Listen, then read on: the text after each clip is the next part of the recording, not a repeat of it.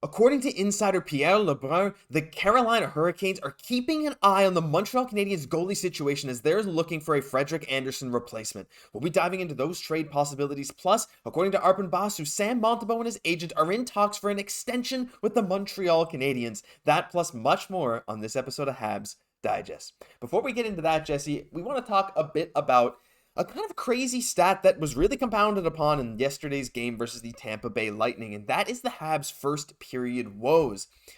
According to a graphic on LDS, this season the Habs have 15 goals against but contre and 7 goals for, 15 goals against in first periods this season.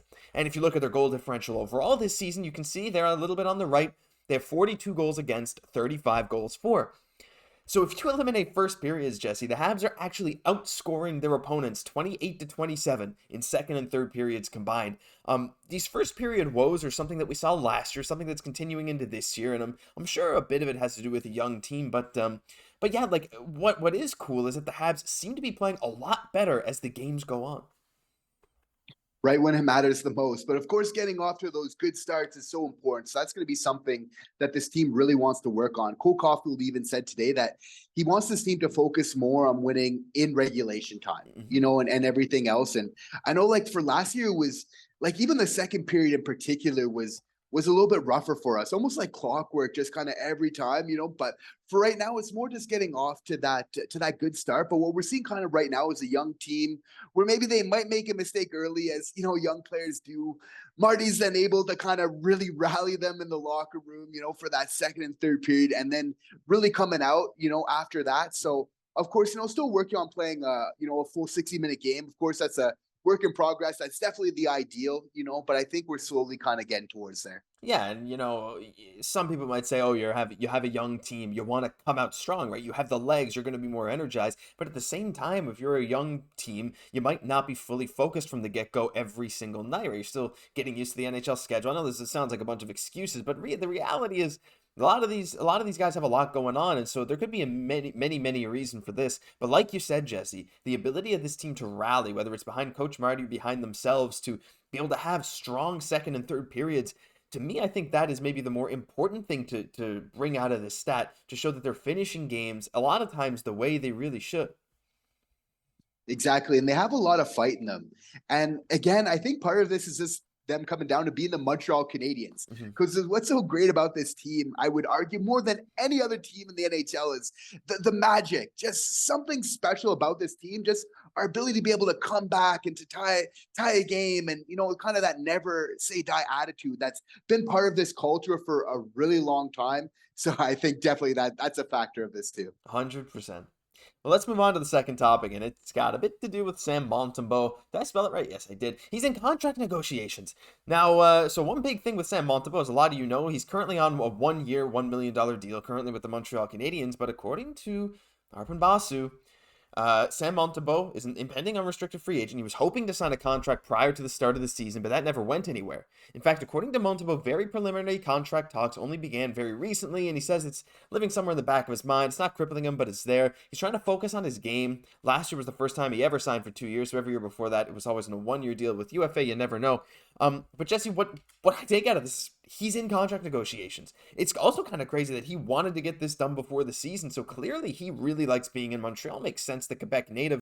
But the thing is, when it comes to a contract extension with a guy like Sam Montembeault, right? Montreal's had such an interesting goaltending situation, and you don't want to get into a situation where you overpay if you're the Montreal Canadiens as well. And I'm sure Sam Montembeault wants to get his money, and he definitely will, whether it's from the Habs or somewhere else. But to me, what do you think? Like, are you willing to extend Monty for like a very solid contract, or would you stick to something that's maybe closer to 2 or 3 years again? I would stick something closer to 2 to 3 years.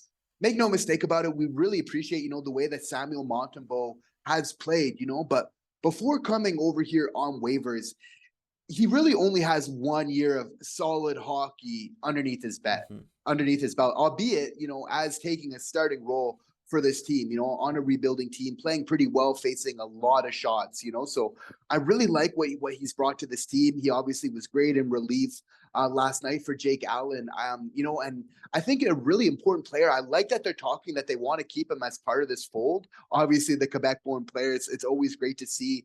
But at the same time, I think he's a solid 1B. And I think as long as we're kind of like paying him as such, again, no disrespect to that 2 to 3 years, I think then that's going to be a really happy medium that both the Canadiens and Montembeault can be happy with. Yeah, and I would love Monty on a solid contract for a couple more years. I think he's done more than enough to prove that he deserves to stay with this organization. And I was looking at some comparable contracts, but we were both looking before the show, Jesse, and one that kind of stood out to me was Dan Vladar in Calgary.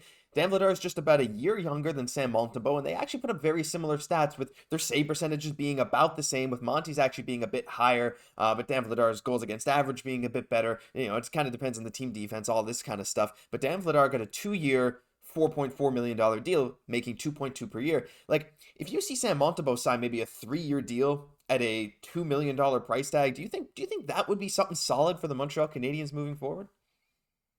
Absolutely. I think with the cap, going up as well, that'll still leave us, spot for a starter as well. And I think, a tandem is often like the way to go in the NHL. Like we might get another guy that, we still want that 1A, but I mean, Montembeault's still going to be playing a lot of hockey. I could envision very much, even if we're bringing somebody else, like a 60-40 type of split, kind of thing like that. So him still playing quite a bit of hockey. I think it's definitely the way to go, and I think that would be a smart move by Kent Hughes. For sure, we'll have to keep an eye on the situation.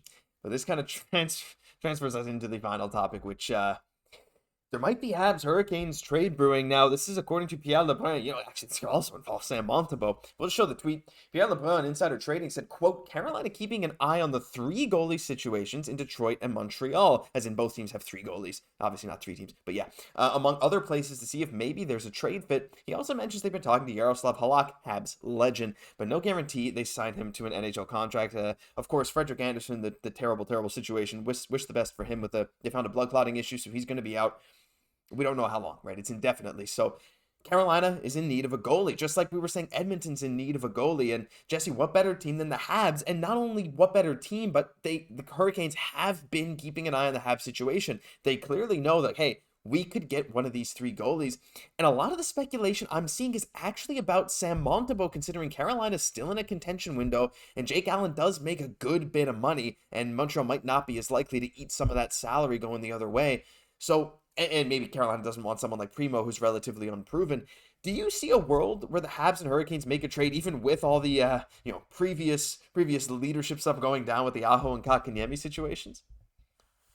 Well, it could be, it's definitely nice to see that the trade market is kind of heating up in this regard. Unfortunate circumstances, but definitely going to help in whatever returns we would get in this type of situation. But I really feel, Josh, that with Samuel Montembeault and Jake Allen playing so well, that it makes the chances of one of them being dealt, it really decreases those chances quite a bit, because I feel like this team, like, they want to be competitive, and they want to kind of foster a competitive environment and everything, culture and everything else like that. So again, those wins are important.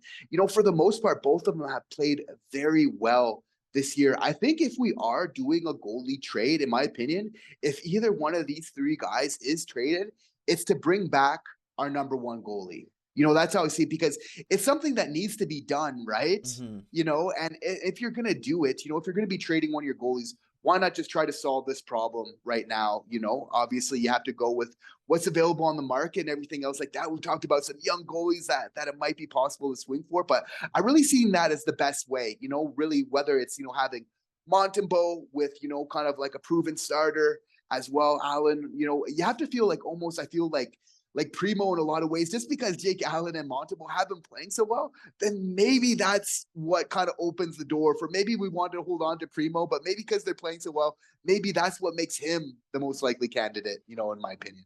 Yeah, there's so many ways this could go. There's so many teams that seem to be in need for a goalie. It's just these 2 now, but like you mentioned before the show too, as the season goes on and the effective salaries decrease, it might be even easier to move someone like a Jake Allen, right? But at the same time, Jesse, like Sam Montembeault, Like, you're paying $1 million for a starter, at least 1B caliber NHL goalie. You're paying not even $1 million because we're partway through the season into a contending team. If you want just a guy to fill a roster spot and be solid, that is a bargain, and you might be willing to give up a lot for him. So, I agree that Montreal wants to try and win, and Monty clearly wants to be here in Montreal, and there's a lot of stuff going around that. But at the same time, Kent Hughes has been vocal in saying, yeah, we've been looking at the goalie situation. A goalie trade could be possible. And now Carolina's like, we're eyeing the Montreal situation. If one of these three guys doesn't get moved, whether it's to Carolina or Edmonton now, like, I'm seeing some people say, like, when would it happen? This seems like a prime opportunity, no? It's true. It's true. In a lot of ways, it would seem that. But that being said, I think, with Jake Allen, who probably would be one of our better candidates, to kind of move, just fitting the younger culture of our team. We're kind of having the youth movement right now. Mm-hmm. Again, as mentioned, it's like as there's that space that kind of frees up, that might make the likelihood of that, even though, in a lot of ways, it's like it would be the best for the Montreal Canadiens. It's hard for other teams to kind of take on that money. But of course, if there's one whiz that can really figure that out, that'd be Kent Hughes. That is for sure. Well, guys, let us know down below. Like, there's a lot of Habs trade rumors recently. Of course, they all involve goalies, but the Habs names are getting thrown around left and right. What do you think about a trade with Carolina? Are you still upset about that whole Kotkaniemi and Aho situation? Or do you guys think if that trade could happen and Kent Hughes can get a decent return, we should pull the trigger, even if it's for someone like Montembeault? Let us know. We'd love to hear from you. But that'll do it for this news episode of Habs Digest. If you enjoyed, leave a like, comment, subscribe to the channel. We are pushing 9,000 subs, and we'd really appreciate if you hit the subscribe button and show us all your support. I'm Josh Gosse for my co-host Jesse Poirier. We'll catch you in the next one.